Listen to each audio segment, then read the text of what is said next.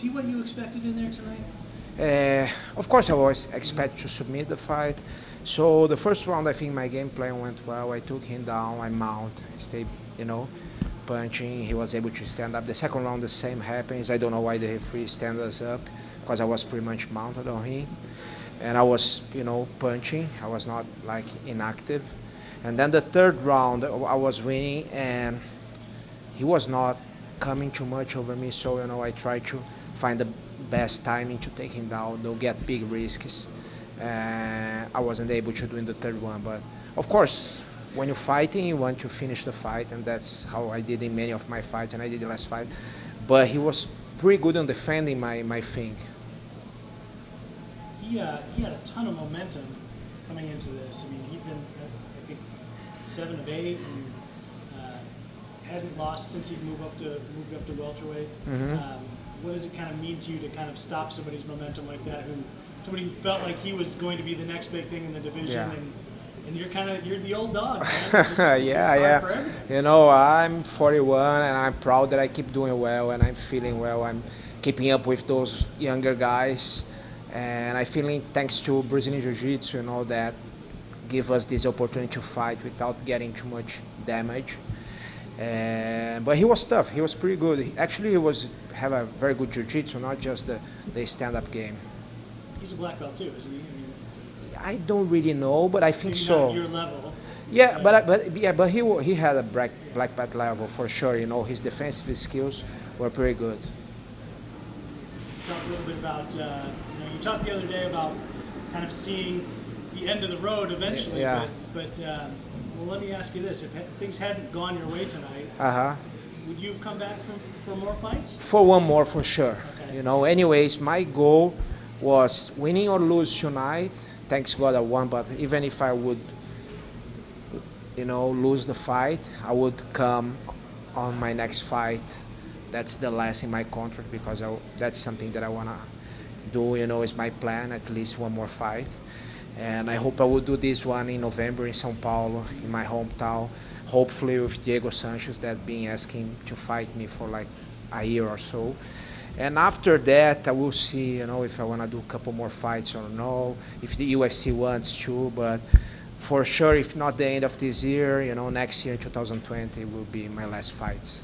Okay, so without question, you think next year will be your last year? Yeah, if it's not this year, next year. I've been just in the UFC 12 years, and I feel pretty healthy and pretty well. I love what I do. And don't get me wrong, I love going to academy every day and train as hard as I can. I love to learn. But I have other plans, I have affiliate academies, I have my team, and I have seminars that I give around the world, and it's something that I really love, and I think belongs also to my mission of developing and spreading Brazilian Jiu-Jitsu.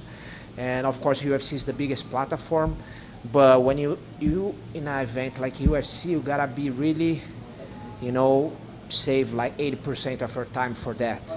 And I wanna do other nice stuff like I did, documentaries that I did as an interviewer, in combat in Brazil for the UFC also. So other things that, gives me pleasure also. Of course, it's not the same money as, fighting, but, I never been in this thing for money. I always been because I love it. So with your career coming to an end pretty soon, by the end of maybe just one more year, we asked you earlier this week, you're not too worried about winning the title. You can retire without the belt, and you'll be happy. What are your goals for these next couple of fights, for your last couple of fights? My goal is pretty much win the fights for sure, and if I can catch up with Cerrone, and because now I'm the second with most wins, and with 21 wins, and Cerrone has 23. So if I can do 3 more fights and win, and he doesn't keep winning, and I can pass him, would be great. It's something that would be great to retire if. And the title is something that first you gotta win, many fights in a row, and second, doesn't depend on you. It's not in your control. It's out of my control. So let's see, I win a couple more fights, and they say you wanna fight. Of course, sure, it would be great, but I can't put all my chips on that. I need to be focused on training, learning, and be the best athlete that I can be.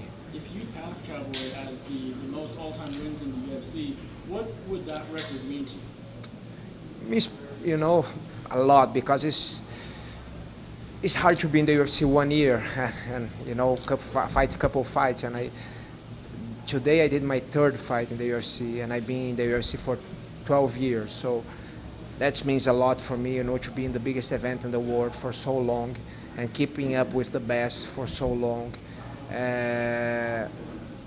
What means for me is that when I set up a goal, I know a goal, you know, grinding and grind and never stop. So it's something that it gives me confidence that I know that everything that I gonna do after my athlete career, you know, I will have the same mindset.